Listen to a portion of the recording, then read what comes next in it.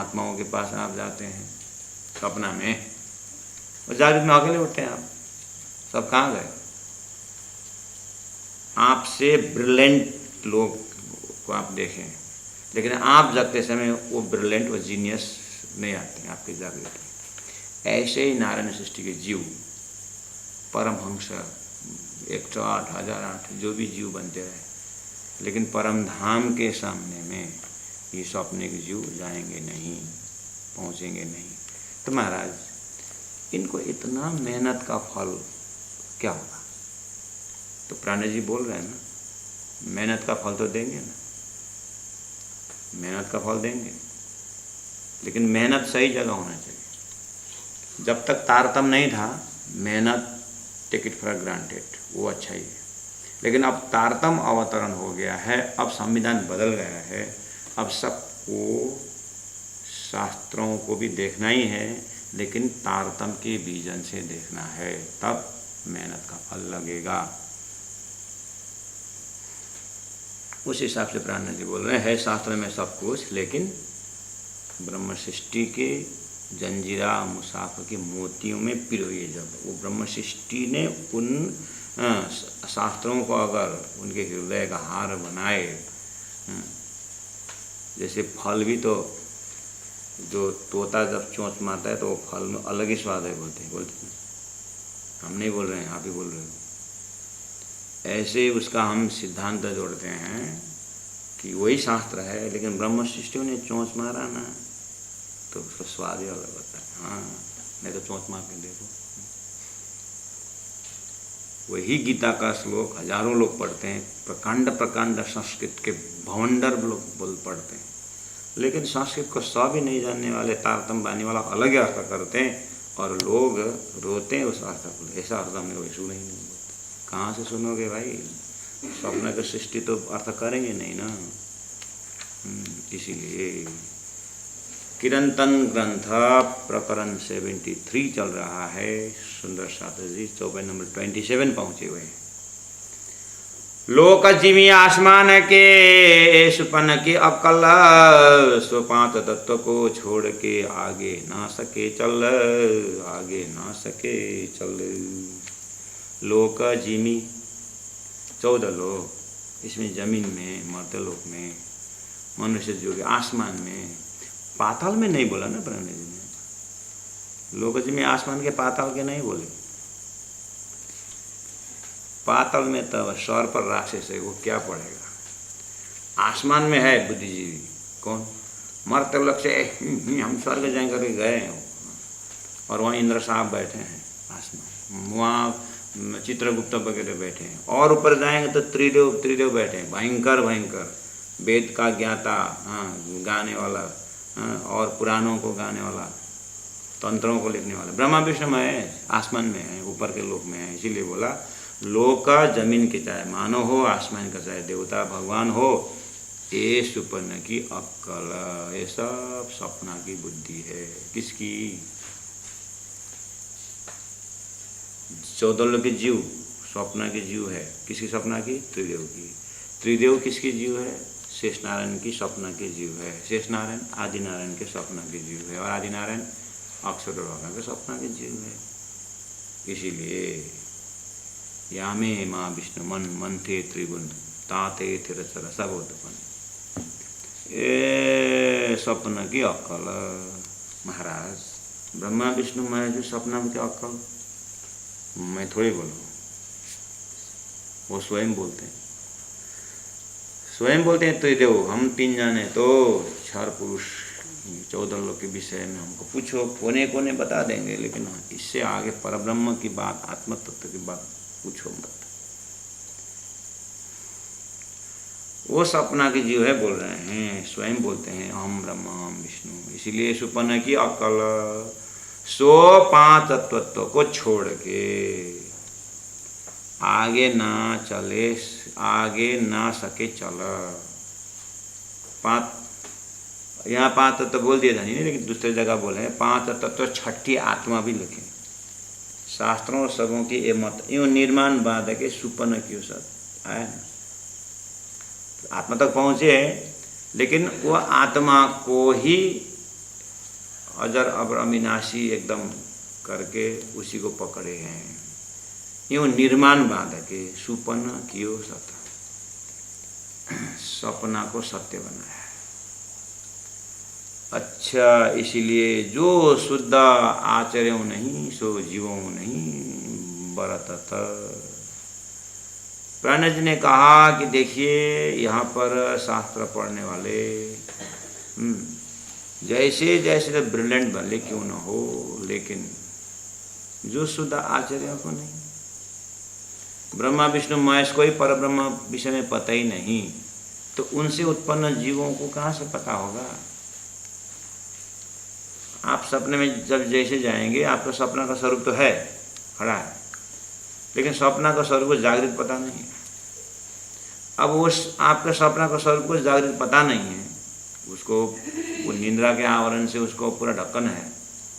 अब उनसे उत्पन्न आपके दोस्त लोग सपना के, इवन आपने अगर सपना में भगवान का दर्शन पाया ना, उनसे पूछो कि मैं कहाँ से आया हूँ।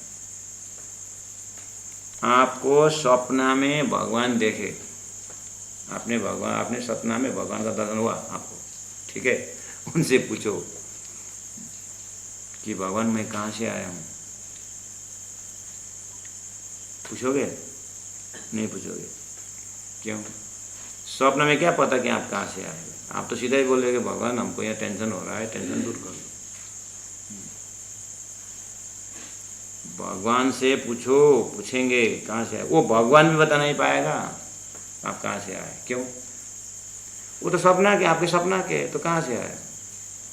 वो ऐसे ही नारायण से उत्पन्न है, सपना से उत्पन्न है, इसलिए ब्रह्मा विष्णु महेश भी बता नहीं पाएंगे। तो ये बात है। सो जो शुद्ध आचार्यों नहीं सो जीवों नहीं बरतत। जीव बता नहीं सकता है। अब क्या है, ये तो समस्या हो, समाधान पर टेंशन नहीं। सब बोल रहे थे ना आएंगे आएंगे आएंगे आएंगे, तो आ गए। जागृत बुद्ध ब्रह्म सृष्टि में लिखा है जाए रहो सी आखरत। आखरत शब्द को मैं बार बार बोल रहा हूँ सुंदर साहब। अगर हिंदू परंपरा से लेंगे तो, वैदिक परंपरा से लेंगे तो द्वे परार्धे अष्टविंशति कलियुगे करके आता है। अगर कते परंपरा से लेंगे तो मोहम्मद जाने का 1000 साल बाद, 1100 वर्ष बाद इस बीच के दौरान, उसको बोलते हैं आखरत, अंतिम का समय। तो यहाँ शब्द आया जागृत बुद्धि। 28वां कलयुग में बुद्ध अवतार होने की बात, यहाँ यही है जागृत बुद्धि। जागृता बुद्ध, सुंदर साहब जी बहुत बार आ गए जागृत बुद्ध। अब जागृत बुद्धि बोलते हैं, आपको सीधा दिमाग में लगाना, अक्षर ब्रह्म को अक्षरातीत का प्रेम लीला देखने की इच्छा दास जी ने डाला हुआ। उसकी इच्छा को पूरा करने के लिए रसरास खिलाया गया। रसरास में बीच में ही जब जोश से लियो खींच कर, तब चित्त चौका में अक्षर जाग गए। तो अक्षर जाग करके वो जो अपने दिमाग में, अपने दिल में जो रास का प्रेम, जो परम धाम का रिफ्लेक्शन था ना, वो वाला जो उन्होंने अखंड किया अपने बुद्धि में। जब बुद्धि जगी, अरे परम धाम को प्रेम ऐसे लीला करके जो पकड़ा ना, वो पोर्शन को भूलना मत, उसको बोलते हैं जागृत बुद्धि। वही बुद्धि का अवतार है यहाँ सदगुरु श्री देवचंद्र जी महाराज। उस बुद्धि ने शास्त्र टटोला और बिल्कुल तैयार करके उस शक्ति के अंदर, उस स्वरूप के अंदर श्यामा जी सत्ता है, उनको राज्य ने तारतम्य दिए और बुद्ध अवतार एकदम तैनात बैठा हुआ। तो सुंदर साहब जिस तरह जागृत बुद्ध ब्रह्म सृष्टि में, ब्रह्म सृष्टि 12,000 ब्रह्म सृष्टि है, लेकिन यहाँ एक को तो कम से कम मानो, सुंदर भाई परम धाम के ब्रह्मात्मा में यहाँ जो सदगुरु होके आई है वो ब्रह्म सृष्टि। एवढा तो एक तो पकड़ो, एक का फॉर्मेट सब समझेंगे तो फिर 12,000 समझ जाएंगे। तो ठीक है ना, जागृत बुद्धि ब्रह्म सृष्टि में। नास्य ज्ञानम ब्रह्म सृष्टि बिना कश्य भी जायते बोला था। ये जो ब्रह्म का धाम स्वरूप लीला वाला जो ज्ञान है, ब्रह्म सृष्टि लेके आएंगे, ब्रह्म सृष्टि ही बताएंगे, ब्रह्म सृष्टि अनुभव करेंगे, बाकी के लिए उनके दया करेंगे और उन्हीं का दया का पात्र बन सके तो बाकी को भी अनुभूति होगी। तो जागृत बुद्ध ब्रह्म सृष्टि में लिखिया जाहिर ओसी आखरत बोला तो हो गया, ऐसा शास्त्रों में लिखिया ब्रह्म सृष्टि सौ इताए करसी अदल, अदल का अर्थ है न्याय करेंगे बोला था, द डे ऑफ जजमेंट करके बाइबल बोलता है। न्याय करें, क्या न्याय करेंगे? ये संसार बनने के बाद जो तपस्या कर रहे थे, आप शास्त्र में देखो तो कितने लोग तपस्या कर रहे हैं, क्यों कर रहे हैं तो पता ही नहीं, मोक्ष के लिए। अच्छा, अब ब्रह्म सृष्टि आए तो देखिए आप सबकी तपस्या, अब न्याय करेंगे। अब न्याय ये है कि हो हमारे वास्ते इतने समय से तपस्या कर रहे हैं, अब वो न्याय करेंगे। पहला ही धर्मराज न्याय करते थे, जीव का ऐसा भी था मोहरलोक में। अब उनका समय, अब संविधान चेंज हो गया है। अब तारतम निर्णय करेगा कि किसकी भक्ति कहाँ की है, उसमें भी तारतम आ गया है। अब तारतम के ट्रैक से सृष्टि को कार्यकरण समझ करके अपने एकांत चित्त में ब्रह्म सृष्टियों का कीमत और तारतम का लक्ष्य का ये वाला ट्रैक से जो धर्म में समर्पित होता है, लक्ष्य में समर्पित होता है, उसका न्याय पहला होगा, उसका अदल, उसका न्याय। दे दीदार सबको, इत आय करस्य अदल दे दीदार सबको। उसके बाद ब्रह्म सृष्टि तारतम के सहयोग से राज्य के हुक्म से सिर्फ सबको दर्शन कराएंगे बोला था। तो सदगुरु प्राज्ञ जी ने सबको दर्शन करवा दिए। पहला तो दर्शन होने का चांस ही नहीं था ना, मतलब वो समय भी नहीं हुआ था और वो वस्तु भी नहीं आया था, दिव्य दृष्टि आई नहीं थी ना।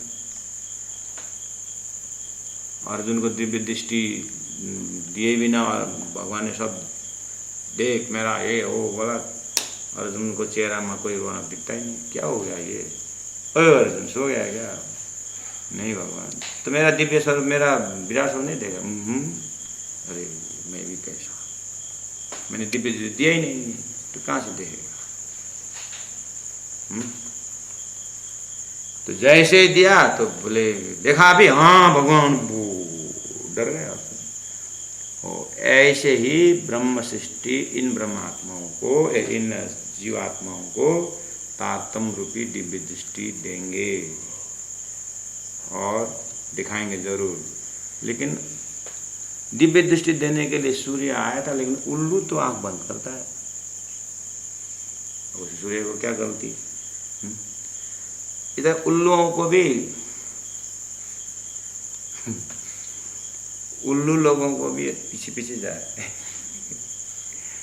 ब्रह्म सृष्टि को ऐसा न जो दुनिया थी बिना अंकुर पे, ये वाणी करे तो माँ खोजी मिटा अंधा उल्लू कहाँ बैठा था मैंने।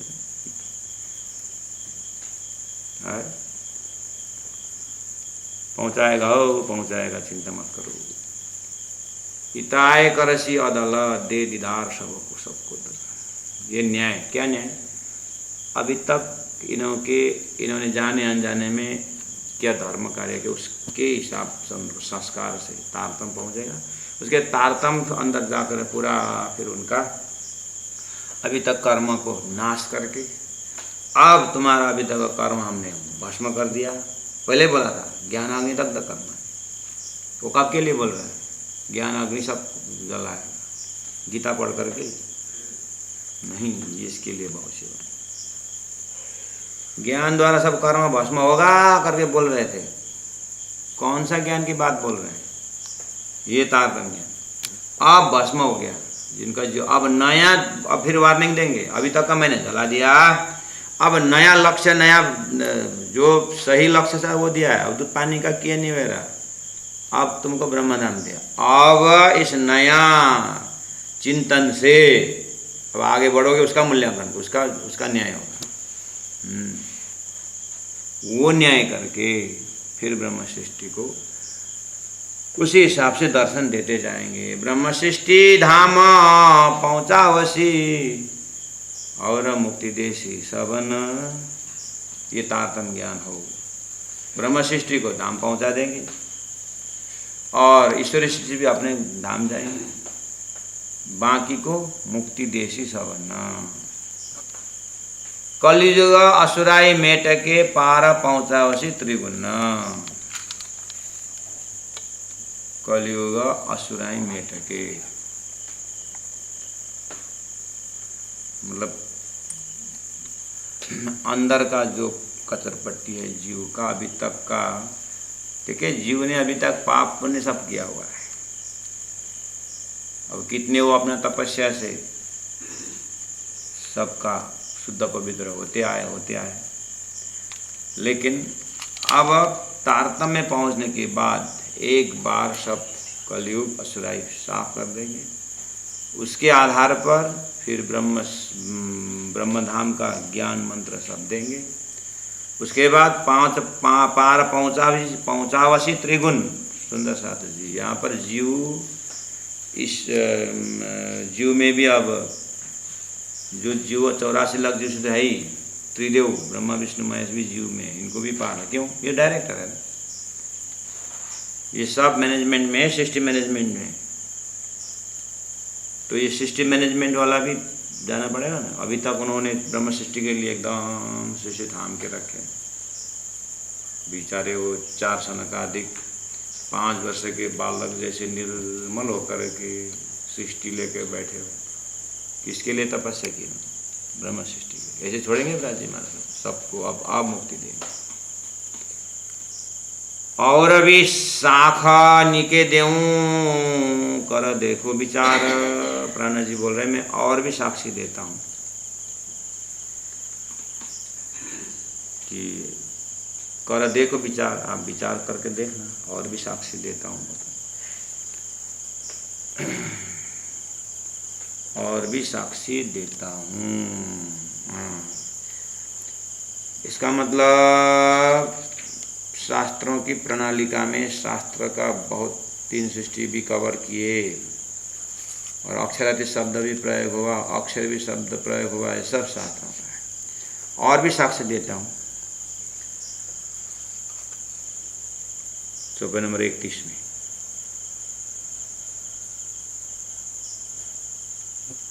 और भी शाखा निकेद्यों कर देखो विचार। आखर अथर्वण वेद पर सब सृष्टियों का मुद्दार। अक्षर अथर्वण वेद पर और भी साक्षी देता हूँ, लेकिन आखिरी अथर्ववेद पर। इसका मतलब ऋग्वेद, यजुर्वेद, सामवेद, अथर्ववेद, 4 वेदों में अंतिम ने अथर्ववेद। प्रज्ञानम आनंदम ब्रह्म, अयम आत्मा ब्रह्म, अहम ब्रह्मास्मि, तत्वमसि, और लास्ट में अथर्ववेद में आएगा अयम आत्मा ब्रह्म, ये आत्मा ही ब्रह्म है। ये है 4 महावाक्य 4 वेद का। अब प्राण जी महाप्रभु कुछ कौन से एंगल से बोल रहे हैं, थोड़ा धैर्य धारण करके सुनना। हो सके तो एक बार पानी वानी पी के बैठ जाइए।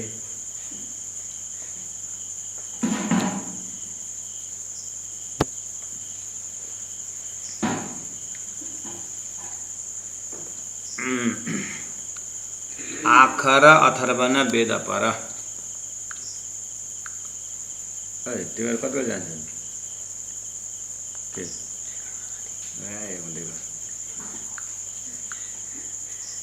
पुलिसले रोक्ला नि गाडी।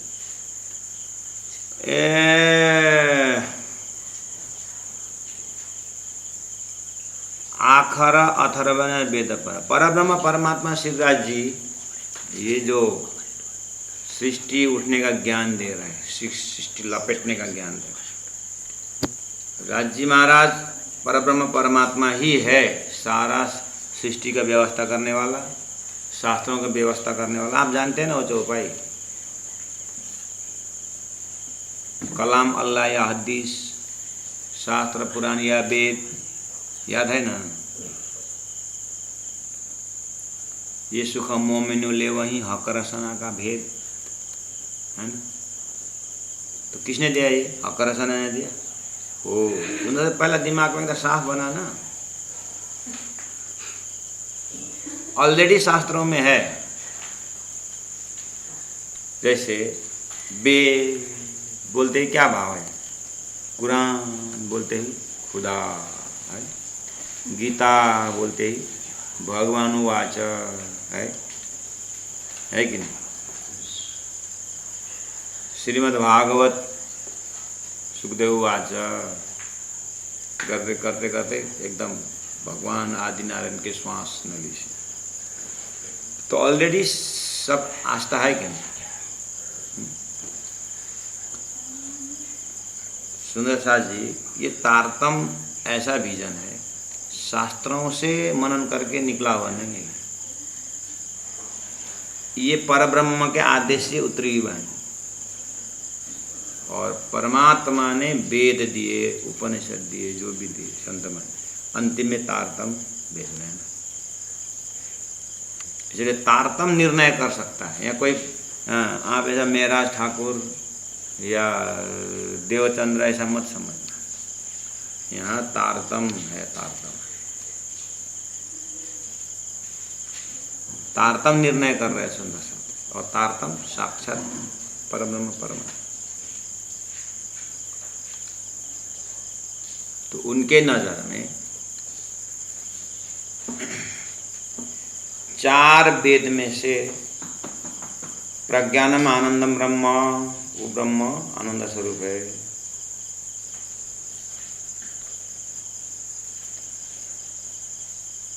अहम ब्रह्मास्मि, मैं ब्रह्म हूँ।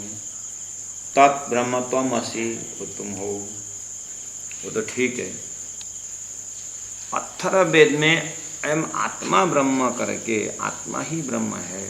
बोलिए आत्मा शब्द जो है ना, अथर्ववेद का कहना आत्मा ब्रह्म जो है ना, वो आत्मा परम ब्रह्म परमात्मा के लिए प्रयोग किया हुआ है।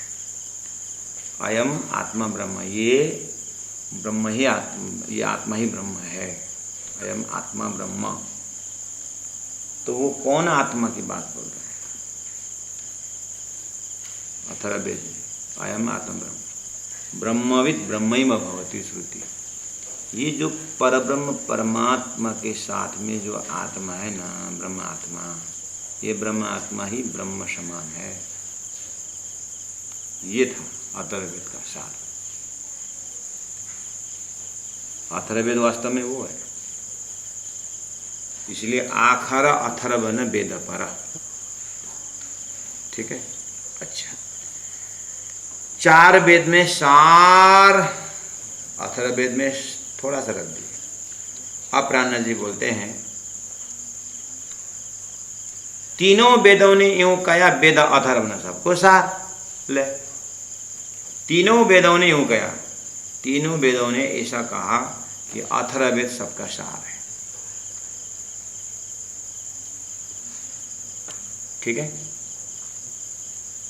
तो प्राण जी महाप्रभु अर्थात परब्रह्म परमात्मा के नजर में तीनों वेदों ने यूं कहा, वेद अथर्वन सबको सार जो है, ये बुक से सार नहीं ले रहे हैं, ये प्रसंग से सार ले रहे हैं।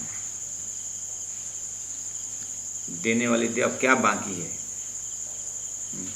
उसमें से सार पकड़ना, लाइन से कंठस्थ करके सार नहीं, भाव से सार। क्या है वो भाव? ऐसा है। अच्छा, वेदों में 4 वेद में अथर्ववेद, हिंदुओं में, और परब्रह्म परमात्मा जानते हैं, कते परंपरा में अंजिर जम्बुत्तोरित, वहाँ भी 3, और अंतिम में कुरान। इधर तीनों वेदों ने यूँ कहा, अथर्ववेद सबको सार। वो तीनों ग्रंथों ने यूँ कहा, कुरान सबका सार। अंजीर जम्बूर तौरेत के बाद कुरान, उसका वो अथर्ववेद। और ये 4 वेद में से 3 वेद ने जो कहा, ये अथर्ववेद से वेद, 2 अथर्ववेद हो गया पुराना जी। पुराना जी अथर्ववेद में यहाँ पर अयम आत्मा ब्रह्म, अयम ये ब्रह्म धाम की जो ब्रह्म आत्माएं हैं, ये ब्रह्म समान है।